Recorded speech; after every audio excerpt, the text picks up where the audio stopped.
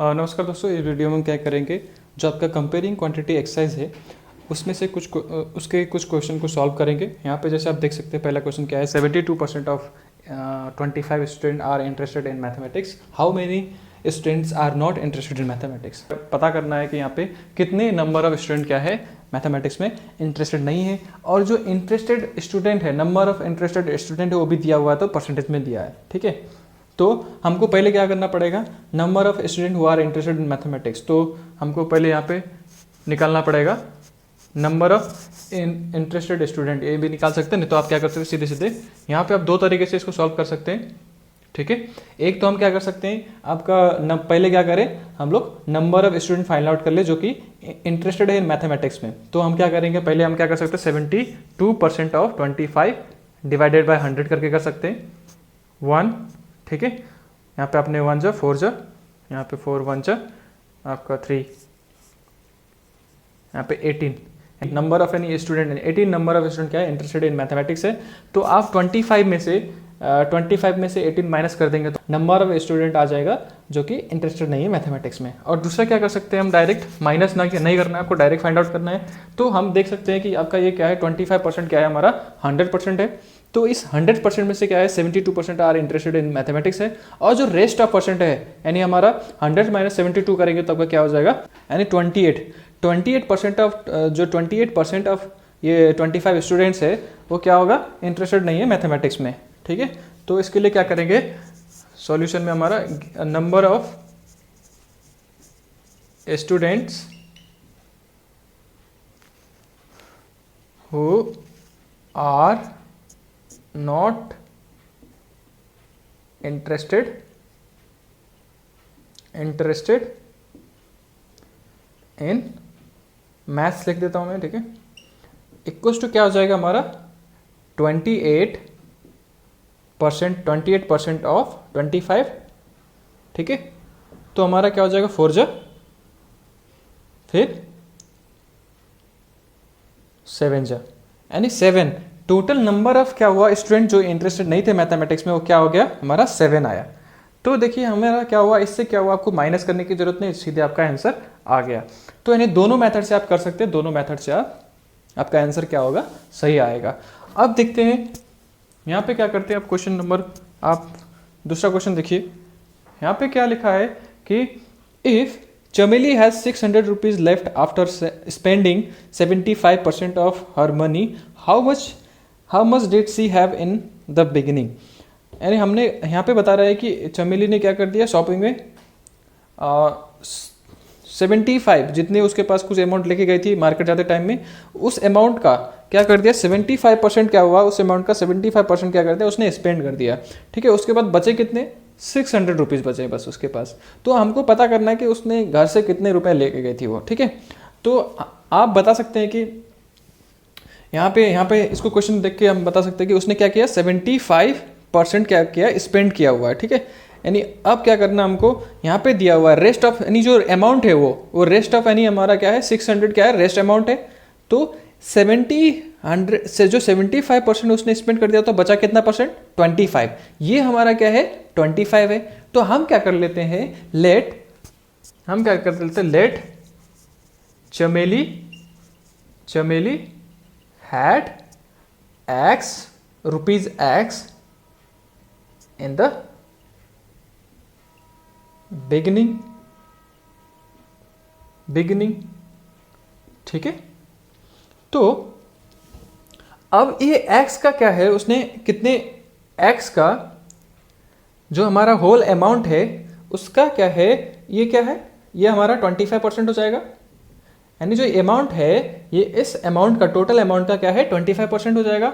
तो हम क्या करेंगे, x का 25% निकालेंगे, और ये जो 25% है वो किसके बराबर है, यहाँ पे 600 के बराबर है। तो यहाँ से आप देख सकते हैं कि x का वैल्यू इधर से निकाल सकते हैं हम लोग।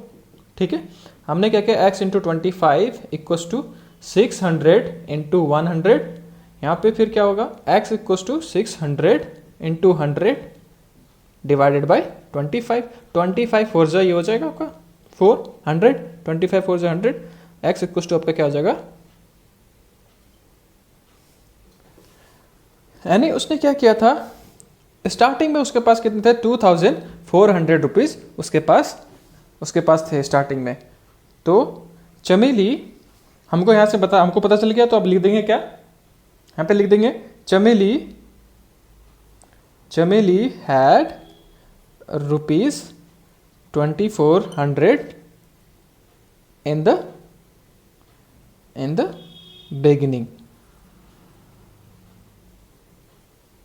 बिगिनिंग। ठीक है, इस तरह के क्वेश्चन को आप इस तरह से कर सकते हैं। ठीक है, अगर कहीं पे भी आपको समझ में नहीं आ रहा तो प्लीज़ कमेंट करके बताइएगा, हम उसको आपको पूरी तरह अच्छे से समझाने की कोशिश करेंगे। ठीक है, तो इस क्वेश्चन में आप देख पा रहे हैं कि यहाँ पे a man got a 10% increase in his salary if his new salary is 1,50,000 rupees 1,54,000, find his original salary. तो हमको यहाँ पे ओरिजिनल सैलरी फाइंड आउट करना है। तो उसकी सैलरी में क्या है, 10% यहाँ पे इंक्रीमेंट है, और 10% इंक्रीमेंट होने के बाद वो कितना हो गया, 1,54,000। इस तरह के क्वेश्चन को हम जब सॉल्व करते हैं तो उसको एक चीज़ हमको ध्यान रखना होता है कि यहाँ पे हम नॉर्मली इसका 10% नहीं निकाल सकते। ठीक है, यानी हमको क्या है, 10% इसका तो होगा नहीं है। ठीक है, तो हमको ओरिजिनल का क्या बोलते हैं, 10%। ओरिजिनल में क्या हुआ है, 10% इंक्रीमेंट हुआ है। ठीक है, और 10% इंक्रीमेंट होने के बाद हमारा वो सैलरी बढ़कर ये हुआ है।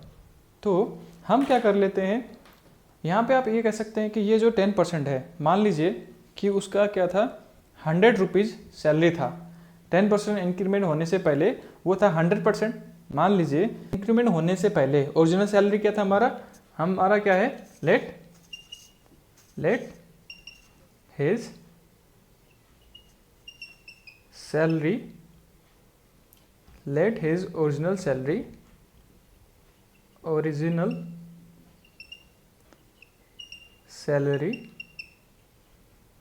बी ₹100। जो ये 100 है ये क्या होगा, एक 100% होगा। And after increment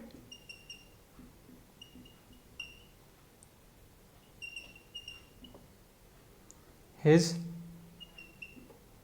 salary is 1,00,000 rupees 1,54,000। ठीक है, तो अब देखिए जब ये 100 रुपीज़ था, ये 100 था, यानी ये 100 क्या है, इक्वल है हमारे 100% के बराबर है। जब इस 100% में 10% और इंक्रीमेंट हुआ तो ये क्या हमारा 110% हो जाएगा ये।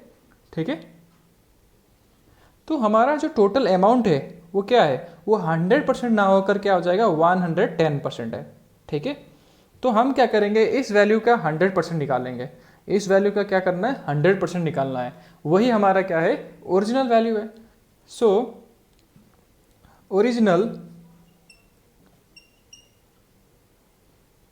ओरिजिनल सैलरी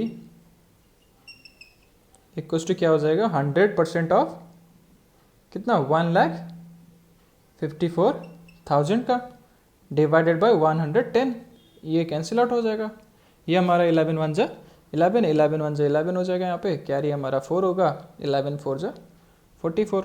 तो यहाँ पे क्या बचा, 100 इंटू 1400 मल्टीप्लाई करोगे तो क्या हो जाएगा आपका 14, यानी हमारा जो उसका ओरिजिनल सैलरी है वो क्या है, 1,40,000 रुपीज़ है। हिज ओरिजिनल सैलरी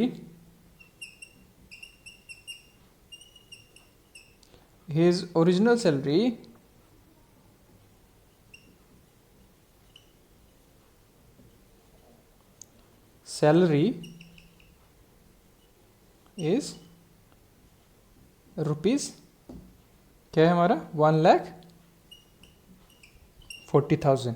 ठीक है, इस तरह का क्वेश्चन में आपको ध्यान रखना पड़ेगा कि हमारा अगर जो ओरिजिनल वैल्यू नहीं दिया है उसका, ठीक है, तो हम यही करेंगे, उसके जो वैल्यू क्या करते हैं, ओरिजिनल को हम 100 मान लेते हैं। यानी हमारा जो 100 होगा वो क्या हो जाएगा, जो 100 माना है हमारा वो 100% है। जो ओरिजिनल सैलरी हमारा इंक्रीमेंट के पहले से क्या होगा, वो 100% था ही, तो उसमें इंक्रीमेंट होकर क्या हो गया 110% हो गया वो। जब नॉर्मली हम परसेंटेज निकालते हैं तो कैसे करते हैं, हम नॉर्मली परसेंटेज कैसे निकालते हैं, जैसे मान लीजिए 5% ऑफ 50, इसका 50% निकालना है। तो यहाँ पे देखिए क्या है कि हमको ओरिजिनल वैल्यू दिया हुआ है, तो ये ओरिजिनल वैल्यू हमारा क्या 100 है, 100 में से हमारा 5% निकालना है। तो क्या करते हैं हम लोग 5 इंटू 50 डिवाइडेड बाई 100 करते हैं। बट वहाँ पे क्या है, ये 100 नहीं है, उसका ओरिजिनल वैल्यू क्या है 110 है, इसलिए हमने क्या किया 110 से डिवाइड कर दिया वहाँ पे। ठीक है, अब दूसरा क्वेश्चन में देखते हैं कि on Sunday 845 people went to the zoo, on Monday only 169 people went, what is the percent decrease in the people visiting the zoo on Monday. तो जाहिर सी भाई इसमें लॉजिक वाली बात है, डिक्रीज क्यों हुए हमको हम बता सकते अगर पूछते, अगर थ्योरेटिकल सब्जेक्ट होता तो ये पूछते कि भाई क्यों डिक्रीज हुए, तो हम बता देते भाई संडे को सबका छुट्टी होता, ऑफिस स्कूल तो चले गए भाई, और दिन तो हमारा स्कूल ऑफिस रहता तो कौन जाएगा, है ना, वही लोग जाएंगे जो फ्री रहते था। यहाँ पे क्या हो रहा है, देखो कंपेयरिंग क्वांटिटी का क्वेश्चन है ये। तो कंपेयरिंग क्वांटिटी का क्वेश्चन में क्या हो रहा है कि दो हमेशा देखोगे कि ना कंपेयर होता है, एक वैल्यू दूसरे वैल्यू से कंपेयर होता है। ठीक है, जैसे हमारा मंडे का एक डाटा हमसे पूछ रहा है कि कितने परसेंटेज डिक्रीज हुआ है, तो इसका आंसर किससे रिलेटेड है, संडे से। तो यहाँ पे कंपेयर कर रहे हैं कि हमारा जो ये मंडे वाले जो लोग आए थे वो कितने नंबर ऑफ कम हो गए हैं एज कम्पेयर टू संडे के दिन से। ठीक है, तो हमको पहले निकालना पड़ेगा कि नंबर ऑफ पीपल डिक्रीज। यहाँ पे क्या करना है हमको, अब देखिए हमने क्या कर लिया, नंबर ऑफ सॉल्यूशन में number of people decrease on Monday equal to क्या हो जाएगा 845 माइनस 169। तो यहाँ पे क्या हो जाएगा आपका, माइनस करेंगे तो हमारा 15 माइनस 9 हो जाएगा 6, यहाँ पे 3 हो जाएगा 3, यानी 13 माइनस 6 हो जाएगा हमारा कितना 7, और इधर हो जाएगा 676 हुआ। इतने लोग कम हुए थे। ठीक है, अब क्या है हमको निकालना परसेंटेज, ये इसका कितना परसेंटेज है, यहाँ पे कंपेयर हो रहा है वैल्यू, इस वैल्यू को इस वैल्यू से कंपेयर कर रहे हैं। कैसे निकालते परसेंटेज, यानी हमारा जो टोटल नंबर है आपका, जो आपका कम हुए हैं, और ठीक है, जैसे आप लोग क्या करते हैं मार्क्स का जैसे अपना निकालते हैं ना परसेंटेज, यानी हमारा जैसे लिखते हैं ना 100 आउट ऑफ आपका, जैसे मान लो एग्जाम का मार्क्स है आपका 100 है और 100 में से 80 ले आए, तो आप कैसे लिखते हैं 80 आउट ऑफ 100 लिखते हैं ना।